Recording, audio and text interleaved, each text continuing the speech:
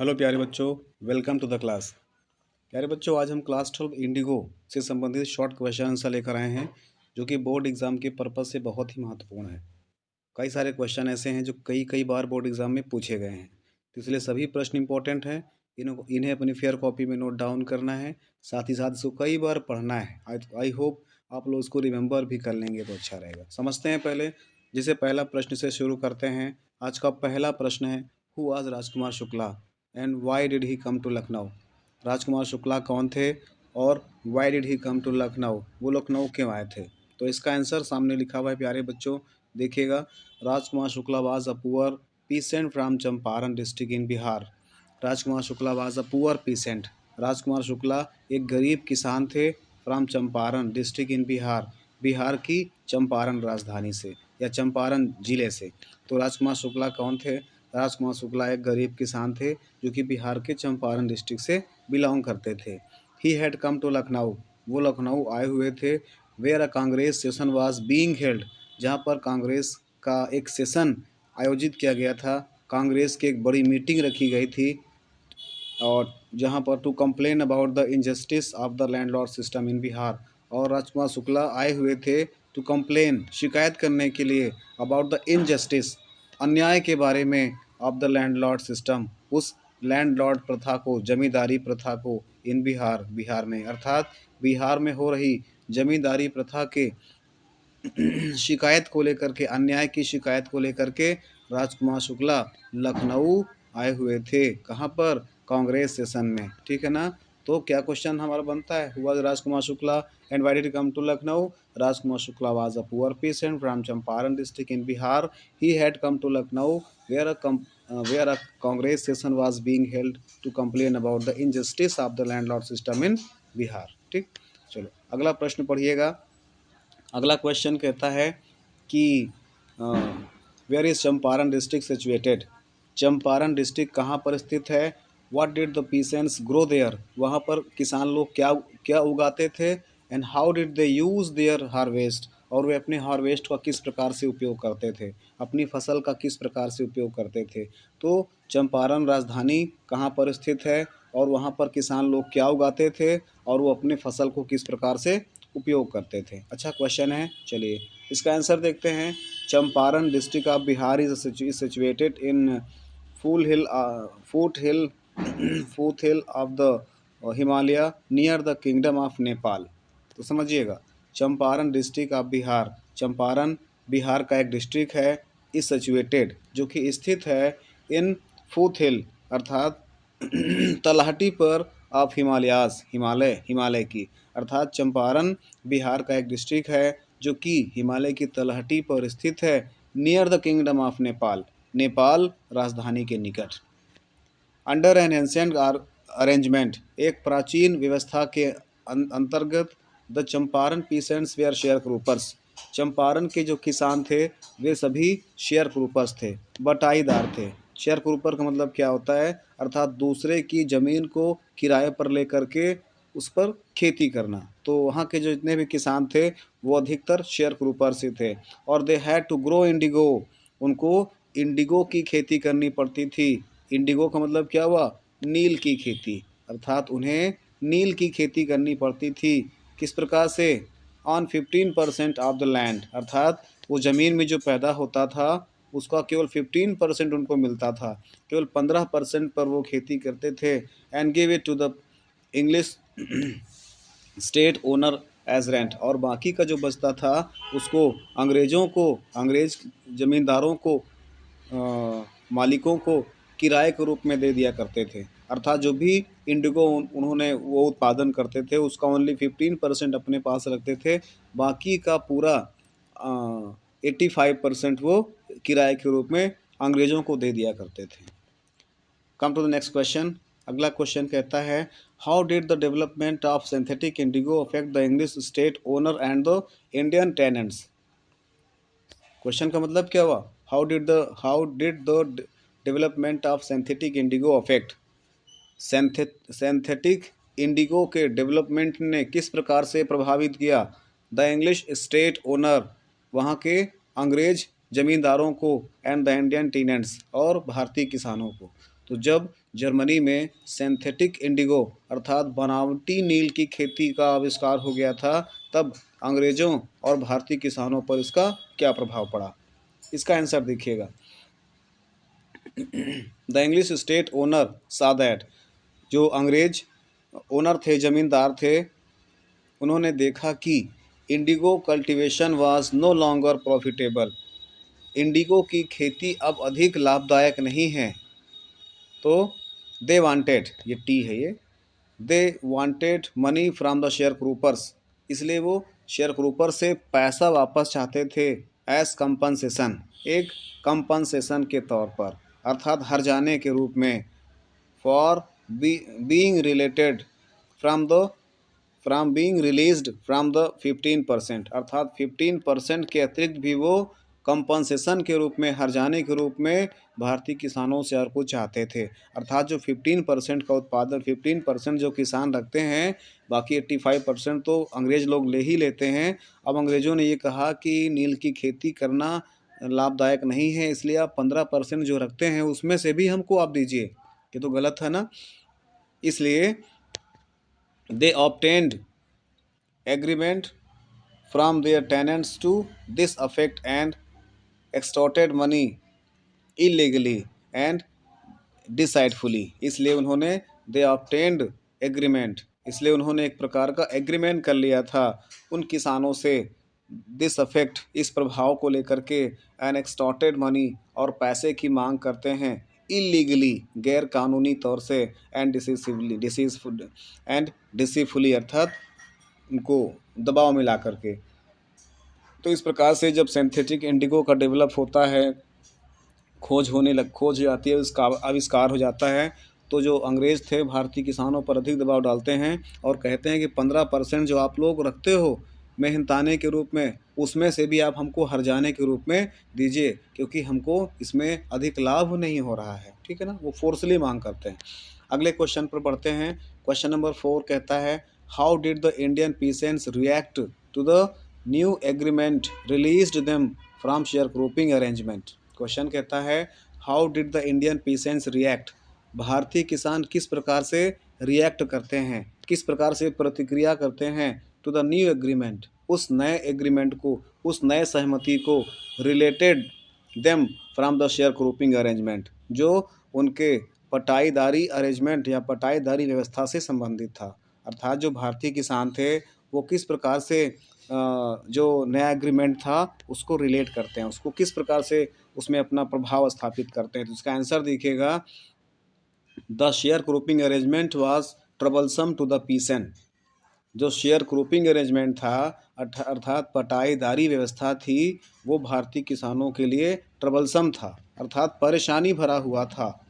जो sharecropping arrangement था वो भारतीय किसानों के लिए बहुत ही ट्रबलसम था, बहुत ही कष्टकारक था। Many of them signed the new arrangement willingly, बहुत से किसानों ने तो विलिंगली, इच्छापूर्वक, जानबूझ करके उस नए अरेंजमेंट पे साइन कर दिया था, क्योंकि उनके पास कोई दूसरा विकल्प था नहीं। अगर वो खेती नहीं करते तो उनके पास कोई दूसरा विकल्प था नहीं पैसे कमाने का, जीवन चलाने का। इसीलिए और क्या था, सम रेसिस्टेड एंड इंगेज लॉयर्स, और कुछ लोगों ने इसका विरोध किया और वकीलों का सहयोग लिया। Then they came to know about synthetic indigo, और तभी उनको बनावटी इंडिगो का पता चला, और the peasants wanted their money back, इसलिए किसान अपना पैसा वापस चाहते थे, क्योंकि उनको मालूम था कि हम खेती कर कर के, नील की खेती करते हैं, उसमें पैसे कमाते हैं, लेकिन जब मार्केट में सिंथेटिक इंडिगो आ जाएगा, बनावटी इंडिगो आ जाएगा, जो कि अधिक प्रभावी है हमारे खेत से पैदा किए गए इंडिगो नील की अपेक्षा, तो डेफिनेटली हमारा जो प्रोडक्ट है उसका मार्केट में वैल्यू कम होगा, हमको बेनिफिट कम होगा, अधिक मेहनत करना पड़ेगा, कम बेनिफिट होगा, इसलिए वे अपना पैसा वापस चाहते थे। लेकिन अंग्रेज लोग इसके प्रति सहमत नहीं होते, है ना। अगले क्वेश्चन की ओर बढ़ते हैं प्यारे बच्चों। अगला क्वेश्चन कहता है, why did you think Gandhi ji was not permitted to draw water from Rajendra Prasad well at Patna. कहानी याद है ना, किस प्रकार से राजकुमार शुक्ला के साथ गांधी जी जाते हैं राजेंद्र जी के घर में, लेकिन वहाँ पर वो आउट ऑफ सिटी होते हैं, तब वहाँ के जो 2 उनके नौकर थे उन्होंने रहने तो दिया, लेकिन गांधी जी को पानी भरने नहीं दिया। क्यों? अनटचेबिलिटी के कारण। तो वही क्वेश्चन लिखा हुआ है, why did you think Gandhi ji was not permitted to draw water from Rajendra Prasad well at Patna? Patna में राजेंद्र प्रसाद जी के कुएं से गांधी जी को पानी भरने की अनुमति क्यों नहीं दी गई थी? इसका आंसर हो जाएगा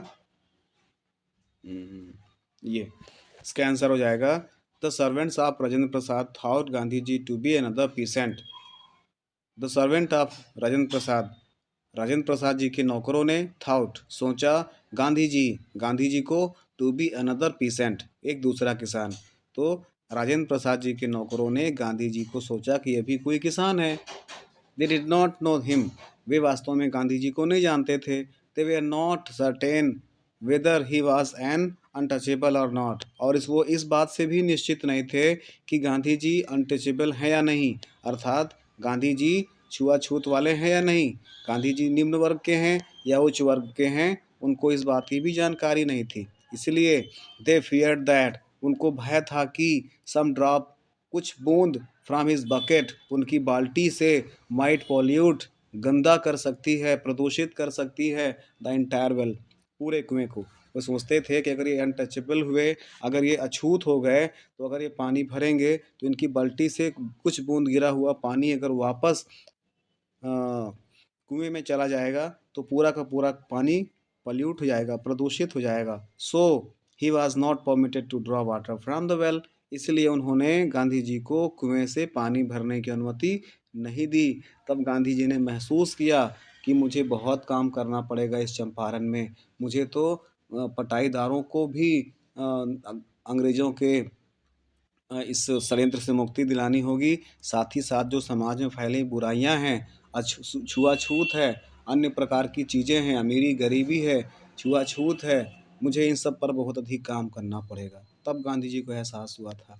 आगे बढ़ते हैं, क्वेश्चन नंबर 6 कहता है, क्वेश्चन नंबर 6 है, why did Gandhi ji decide to go first to Muzaffarpur before going to Champaran?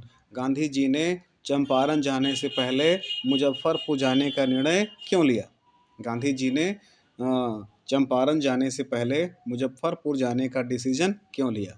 इसका आंसर हो जाएगा, Gandhi ji wanted to obtain more complete information about condition then Shukla was compelled to imparting. कहते हैं Gandhi ji wanted to obtain more complete information, Gandhi ji और अधिक complete सूचना चाहते थे अबाउट कंडीशन, उन कंडीशंस के बारे में, दैट शुक्ला वाज कैपेबल, जिसके लिए शुक्ला सक्षम ना थे, इम्पार्टिंग, उसको बताने में। अर्थात राजकुमार शुक्ला जी चूँकि इलिटरेट पर्सन थे, वो अधिक पढ़े लिखे थे नहीं, इसलिए वो गांधी जी के सारे सवालों का जवाब नहीं दे पा रहे थे, गांधी जी को पूरी इन्फॉर्मेशन नहीं दे पा रहे थे जो चंपारण में हो रही थी।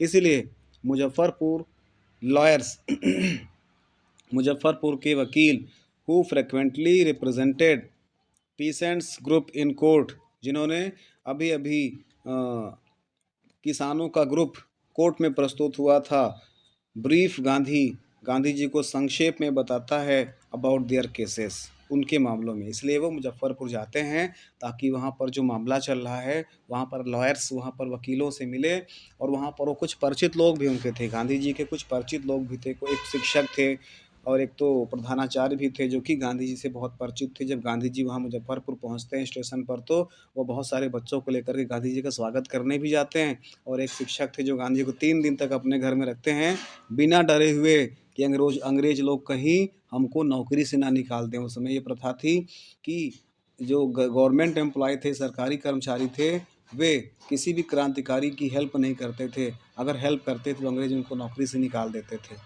लेकिन फिर भी इतना होते हुए भी गांधी जी को बहुत सारे पढ़े लिखे वर्ग और सरकारी कर्मचारियों ने उनका स्वागत किया था। चलिए आगे बढ़ते हैं, अगला क्वेश्चन है question number question number 7। Question number 7 कहता है, क्वेश्चन नंबर 7 कहता है, why did Gandhi ji chide the lawyers? Gandhi ji ने वकीलों को क्यों फटकार लगाई? What according to him was a real relief for the sharecroppers? उनके अनुसार शेयर क्रूपर्स या पटाईदारों के लिए वास्तविक रिलीफ क्या था, वास्तविक आराम क्या था? क्वेश्चन को मैं रिपीट करता हूँ, why did Gandhi chide the lawyers, Gandhi ji ने वकीलों को क्यों फटकार लगाई थी।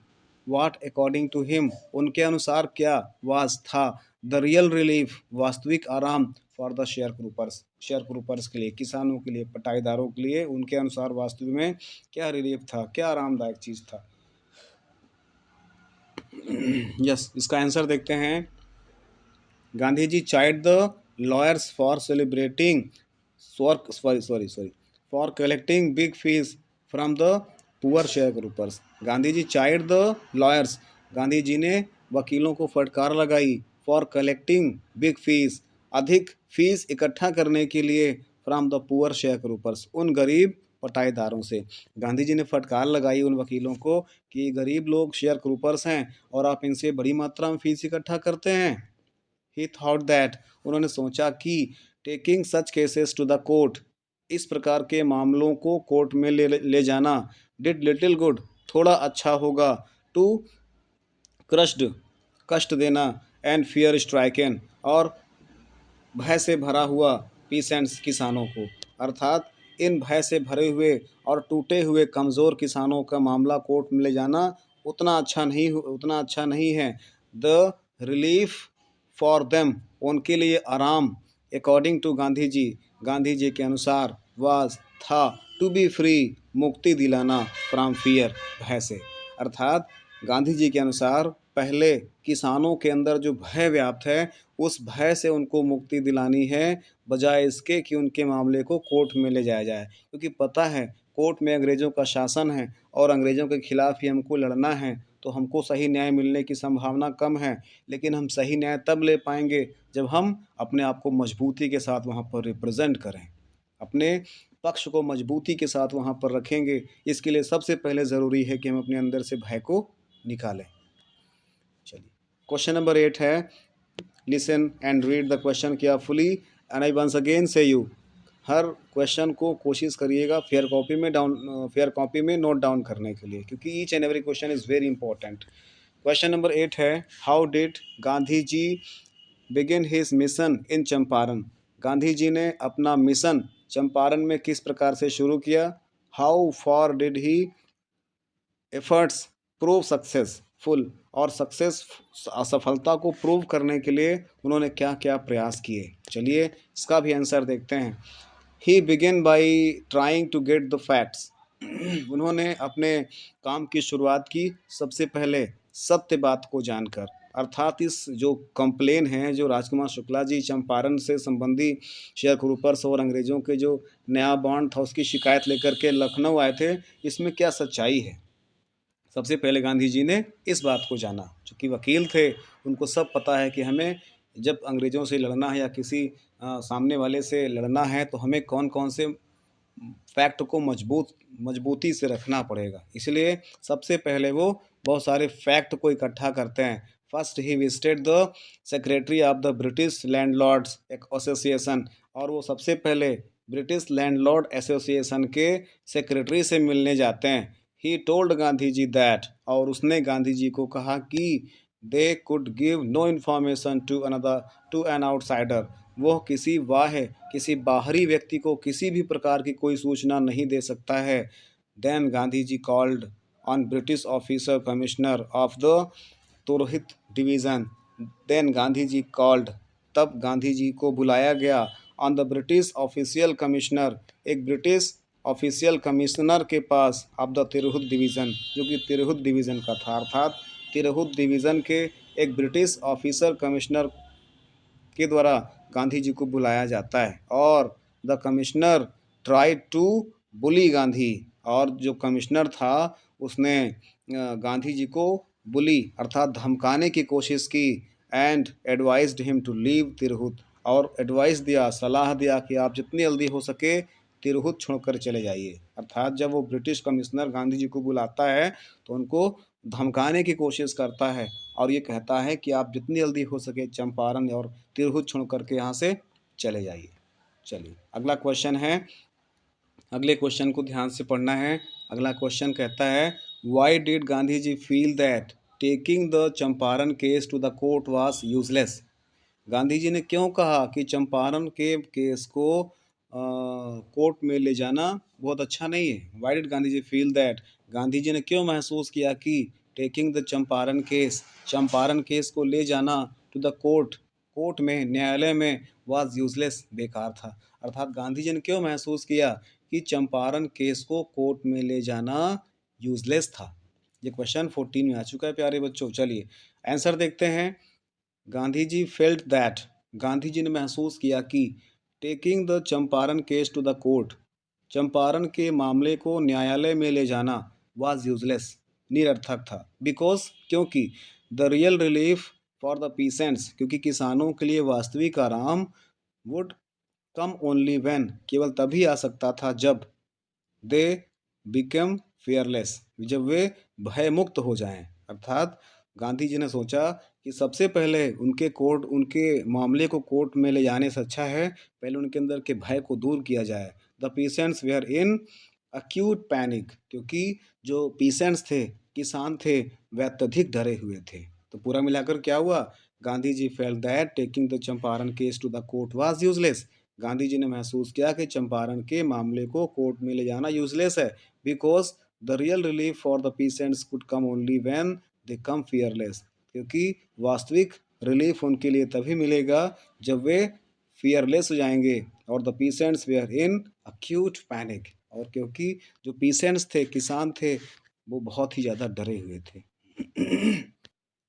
अगला क्वेश्चन देखिएगा। अगला क्वेश्चन कहता है civil disobedience had trumpet the first time in modern India, how. Civil disobedience, सविनय अवज्ञा, हैड ट्रम्पेट, विजयी हुई थी, द फर्स्ट टाइम, पहली बार, इन मॉडर्न इंडिया, आधुनिक भारत में, आधुनिक भारत में पहली बार सिविल डिसोबीडियंस या सविनय अवज्ञा की जीत हुई थी। अर्थात आधुनिक भारत में पहली बार सविनय अवज्ञा की जीत हुई थी। कैसे, इसको आपको बताना है। इसका भी आंसर देखते हैं, मोस्ट इंपॉर्टेंट है। The case against Gandhi ji was initiated for disregarding government orders, अर्थात गवर्नमेंट के ऑर्डर के द्वारा गांधी जी के केस को आगे बढ़ाया जाता है। The spontaneous demonstration of thousands of peasants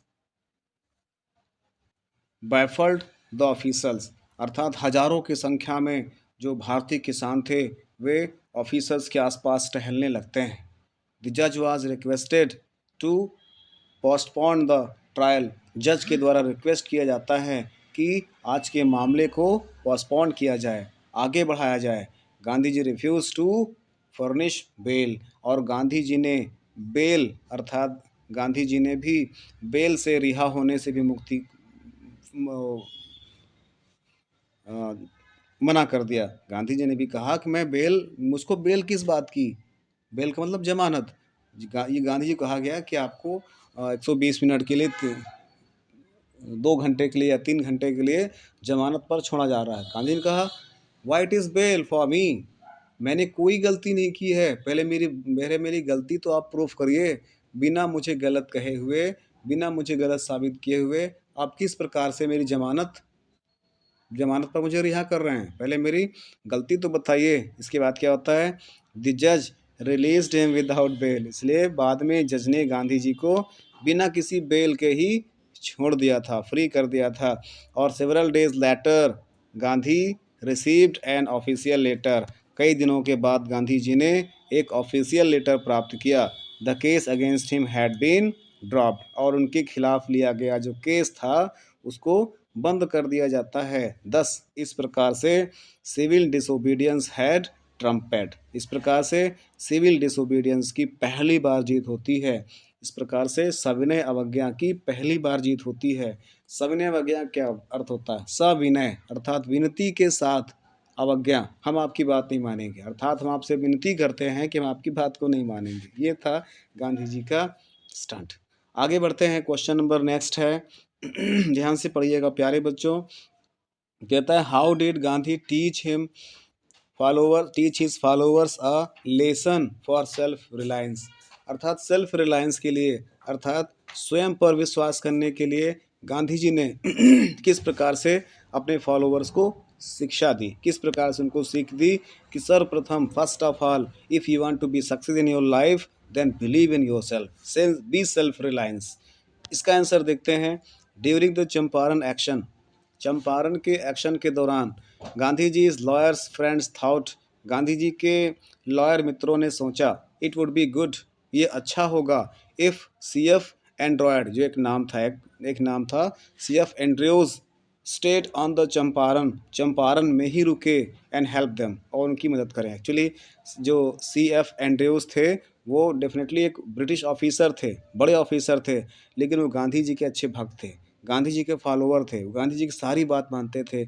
तो वहाँ के जो लॉयर्स थे उन्होंने सोचा कि अगर गांधी जी की इतनी बात ये ऑफिसर मानता है तो इस ऑफिसर को कहीं अदर प्लेसेस पर ट्रांसफ़र नहीं होना चाहिए, अगर ये हमारे क्षेत्र में रहेगा तो हमारी हेल्प कर सकता है। लेकिन गांधी जी ने कहा नहीं, हम अंग्रेज़ों के खिलाफ़ संघर्ष कर रहे हैं, इसलिए हम अंग्रेज़ों की हेल्प नहीं लेंगे, चाहे वह अंग्रेज़ हमारा मित्र ही क्यों ना हो।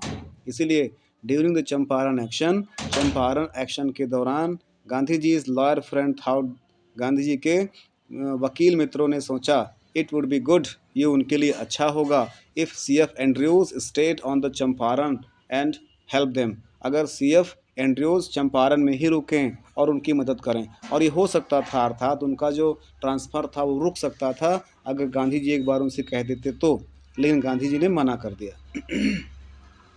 Gandhi oppose this idea, Gandhi ji ने इस आइडिया को अपोज किया, इस विचार का विरोध किया, as it showed the weakness of their heart, क्योंकि यह उनके दिल की कमज़ोरी दिखाता था, क्योंकि यह उनका खुद का स्वार्थ दिखाता था। तो देयर कॉज वाज जस्ट, इसलिए उनका कारण न्याय था, and they must rely upon themselves, और उन्हें खुद पर विश्वास करना था, to win this unequal fight, इस अनइक्वल फाइट में, इस असमान के संघर्ष में, असमानता के संघर्ष में उन्हें खुद पर विश्वास करना था, ना कि किसी अंग्रेज पर। तो they should not seek the support of mister Andrews, इसलिए वो मिस्टर एंड्रयूज के अंदर किसी प्रकार का सपोर्ट की खोज नहीं करते हैं, because he happen to be an English man, क्योंकि वो वास्तव में एक अंग्रेज ही तो था, भले वो फॉलोअर था गांधी जी का, भले वो गांधी जी का एक शिष्य था, लेकिन फिर भी he was an English man, इसलिए he wanted to be self reliance. अगले क्वेश्चन पर, तो इतना ही क्वेश्चन था शॉर्ट आंसर में, इसको आप लोग प्रिपेयर कर लीजिएगा। मिलते हैं फिर नेक्स्ट क्लास में एक नए टॉपिक के साथ, तब तक के लिए थैंक यू, जय हिंद, वंदे मातरम।